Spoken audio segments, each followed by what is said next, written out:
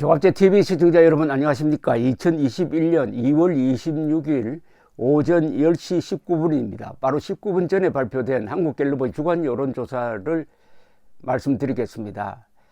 가장 주목할 점은 정당 지지도입니다.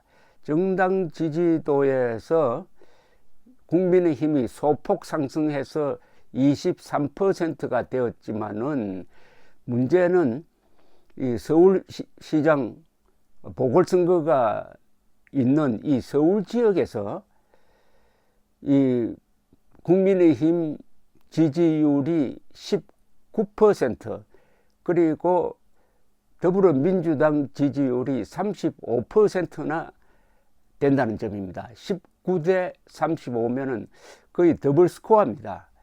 이렇게 되면은 국민의힘 간판으로는 서울시장 선거에서 이길 수가 없다. 더 나아가서 내년 대선도 국민의힘 간판으로는 거의 절대로 이길 수가 없다. 그러면은 범야권 단일화 또는 국민의힘의 개편이 필요하다 하는 점을 보여주고 있다는 사실입니다. 이 조사는 전화조사원이 직접 전화를 걸어서 인터뷰를 하는 방식으로 진행되므로 다른 여론조사에 비해서 신뢰도가 높습니다. 지난 23일에서 25일 사이에 했고 전국 1,004명 상대, 즉 전국 18세 이상 유권자 1,004명을 상대로 조사를 해서 표본 오차는 플러스 마이너스 3.1%입니다. 3.1%. 대통령 직무수행평가 잘하고 있다 39, 잘 못하고 있다 52. 한 작년 12월, 1월, 2월 한 3개월 동안 거의 변함이 없습니다. 즉 40%대를 고수하고 있습니다. 문재인 대통령의 국정평가 잘하고 있다. 40%를 고수하고 있고 잘못한다는 한 50% 초반, 4대 한 55의 규정, 40대 40 잘한다, 55 못한다, 이런 구조가 거의 고착되었습니다. 그런데 지금 집권 5년 차인데 이 정도로 높은 것은 역대 대통령 중에서 유례가 없습니다. 역대 대통령 중에서 가장 이 시점에서의 지지율이 높은 사람이 문재인 대통령이다. 문재인 대통령이 상당히 고정적인 확고한 지지 기반을 갖고 있다는 것을 부인할 수 없습니다. 그 확고한 지지층은 첫째, 전라도의 확고한 지지 약 70%, 그리고 40대, 그리고 직업별로는 화이트 칼라, 이념별로는 흔히 진보층이라고 불리는 사람들의 지지 기반이 강하고 생활 수준으로는 이 중산층에서 지지율이 강합니다. 정당 지지도를 한번 보겠습니다. 정당 지지도를 보기 전에 대통령 직무수행 평가를 왜 이렇게 긍정적으로 보느냐 물으면은 코로나19 대처를 잘한다가 압도적입니다. 37%.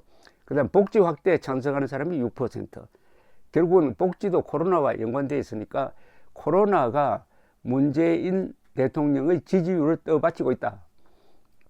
반대로 대통령 직무수행을 부정적으로 보는 사람은 첫째, 부동산 정책을 잘못했다 21%, 경제 민생 문제 해결이 부족하다 12%, 코로나19 대처 미흡하다 8%, 인사가 잘못되었다 8%, 이렇게 되어 있습니다. 정당 지지율을 보면은 지난주에 비해서 더불어민주당은 38에서 36%로 소폭 내렸습니다. 그리고 국민의힘은 21%에서 23%로 약간 올랐습니다. 무당층은 29%에서 26%로 내렸습니다. 이것은 선거를 앞두고 이제 무당층도 정당을 지지하기로 했다는 이야기인데, 이 무당층이 그 분석을 해보면은 더불어민주당 지지층이 더 많습니다. 지역별로 볼 때 아까 말씀드렸다시피 국민의힘이 전국 평균은 지지율이 23%인데 서울 지역에서는 19%밖에 안 됩니다. 그리고 더불어민주당은 전국 평균 36, 서울에서 35%, 그리고 부산, 울산, 경남에서도 국민의힘 27, 더불어민주당 35%.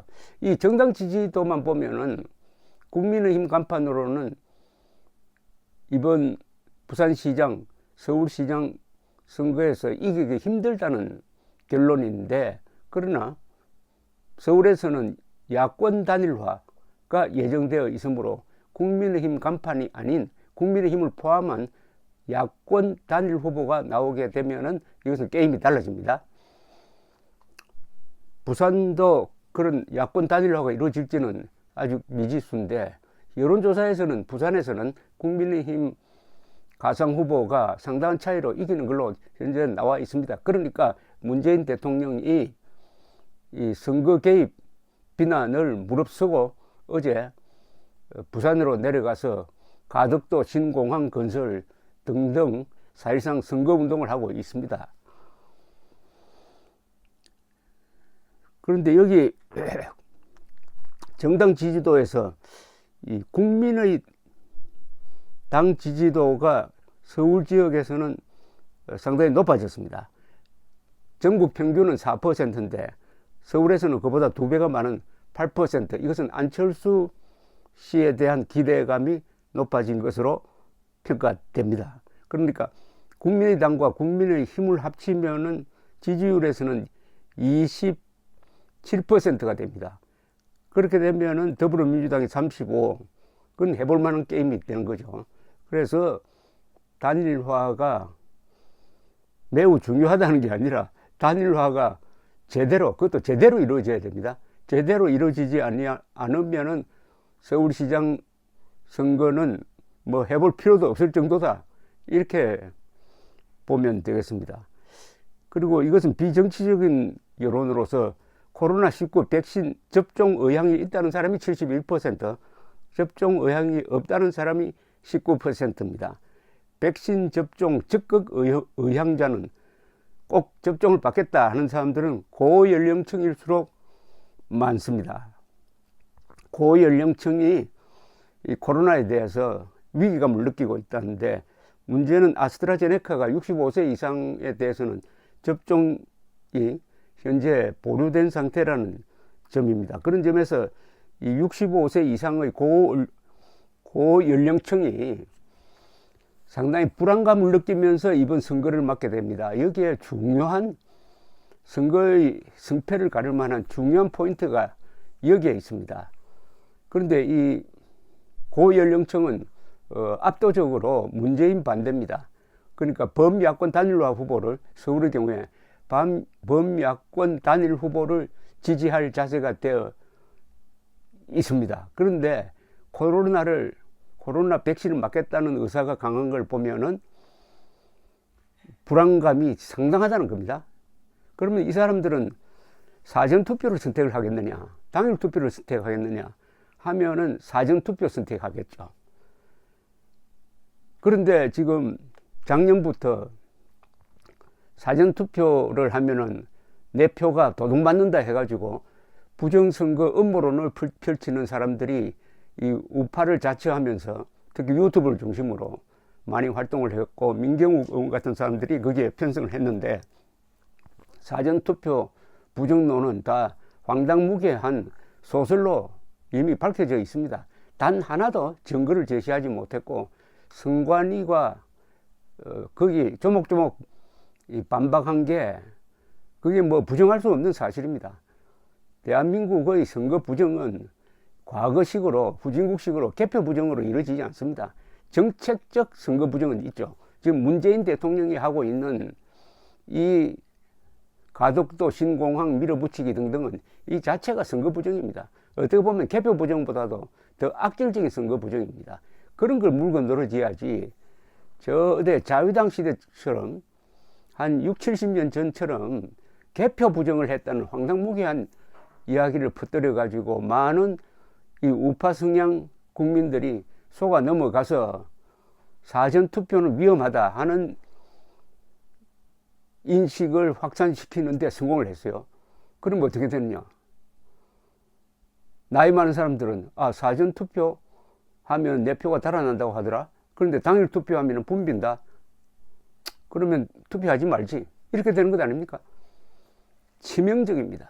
지금 우파 진영에서 사전 투표 부정론에 넘어간 사람들은 사실은 민주당과 문재인을 돕는 프락치 역할을 한다고 보면 정확합니다.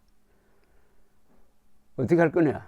빨리 지금 이 범야권에서 단일화를 추진하면서도 사전투표 장려운동을 해야 됩니다. 사전투표 권장을 해야 됩니다. 그렇게 하지 않으면은 선수를 빼앗겨 가지고 아주 곤란한 위치에 처할 겁니다. 그러니까 여당에서, 민주당에서 사전투표하자 캠페인을 본격적으로 벌리게 되면은 여기에 대해서 범야권이 어떻게 대응하느냐. 범야권에서는 사전투표 부정 논란이 있다. 그래서 우리는 사전투표 반대다고 할 겁니까? 사전투표 하지 말자고 하는 것은 자기 지지층, 즉 60대, 그리고 사전투표 꼭 하고 싶은 사람 중에서 제일 많은 사람들이 20대일 겁니다. 그날 빨리 투표하고 당일은 놀러 가자 이래 되니까. 참고로 사전투표는 4월 2일 금요일, 4월 3일 토요일에 하게 되어 있습니다. 오전 6시부터 저녁 6시까지입니다. 그러니까 국민의힘이 사전투표를 하고 싶어하는 고연령층과 젊은 층에게 사전투표 하지 말라고 하면은 그게 자살행위 아니겠습니까? 물론 국민의힘은 선거 부정은 없었다는, 개표 부정은 없었다는 입장인데 그걸 당당하게 이야기해서 이 사전투표 음모론자들을 잠재우지 못하고 그냥 끌려다니다가 아주 곤란한 입장에 처해가지고 그걸 이용한 민주당의 공세에 잘못 대응하다가는 투표율을 낮추는, 지지층의 투표를 낮추는 그런 자살적 행위를 하게 될 것인데 아직도 미적대면서 사전투표하자, 투표율 높이자 하는 이 말을 꺼내지도 못하고 있습니다.